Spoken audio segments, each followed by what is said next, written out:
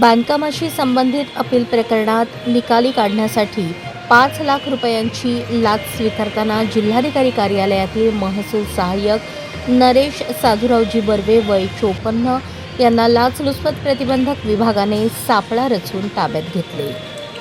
ही कारवाई शुक्रवारी 24 एप्रिल रोजी रात्री उशिरा नंदनवन परिसरात करण्यात आली। तक्रारदाराच्या शिवाजीनगर महाल येथील नझुल प्लॉटवरील बांधकामासंदर्भातील अपील अतिरिक्त जिल्हाधिकारी कार्यालयात प्रलंबित होते। ते निकाली काढण्यासाठी बर्वे यांनी 5 लाख रुपयांची मागणी केली होती। 17 व 20 एप्रिलला लाचलुचपत प्रतिबंधक विभागाच्या पथकाला पडताळणीत आरोपी लाच मागत असल्याचे दिसून आले।